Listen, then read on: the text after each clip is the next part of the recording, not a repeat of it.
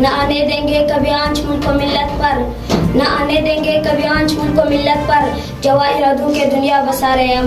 جناب صدر، معزز سامعین اور میرے عام مکتب ساتھیوں، السلام علیکم۔ جناب صدر، یہ ارض پاک، یہ حسین سرزمین، یہ اپنا پاکستان، اللہ تعالیٰ نے سورۃ الرحمن میں جن جن نعمتوں کا ذکر کیا ہے وہ ساری نعمتیں ہمارے پاکستان میں موجود ہیں۔ ان نعمتوں میں سب سے بڑی نعمت آزادی، جو ہمارے اسلام کے لاکھوں قربانیاں دے کر بڑی محنت اور جدوجہد حاصل کی، اور اللہ تعالیٰ کا احسان عظیم کہ آج ہم سب ایک آزاد وطن کی فضا میں سانس لیں اور ہم سب کا اولین فرض ہونا چاہیے اس وطن کو بنانے، سنوارے، تعمیر کرے اور اس کی طرف اٹھنے والی ہر بری نظر کو کوئی ڈالے۔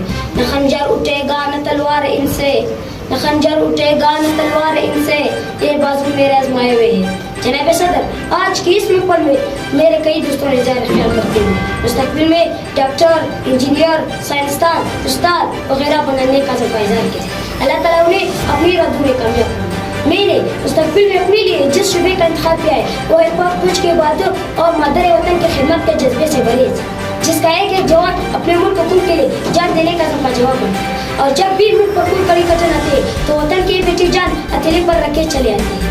سیاہ جن کا بلند ماز ہو یا چولستان کے پتتے صحرا، سمندر کی بکھرے روستے ہو یا آسمان کی بکھرے، پاک فوج کی جوان ہر گھڑی ہر امن کو ملت پر نچھاور کرنے کے لیے تیار ہوتی ہے۔ وطن ہمارے لیے اور ہم وطن کے لیے، وطن ہمارے لیے اور ہم وطن کے لیے، وطن کے واسطے جینا اور مرنا ہے۔ یہ غازی تیرے پر اسرار بندے جنہیں تو نے بخشا ہے ذوق خدائی۔ جناب صدر، تاریخ کی صفات میں نظر دوڑائیں تو معلوم ہوتا ہے کہ حق اور باطل کے آمیزش ازل سے جاری ہے۔ باطل کی چہرہ دستے کو باتیں اکثر جاتی ہے اور اللہ تعالیٰ کے سرپرش مجاہد سے باطل سے متازمہ ہوتے آئے ہیں۔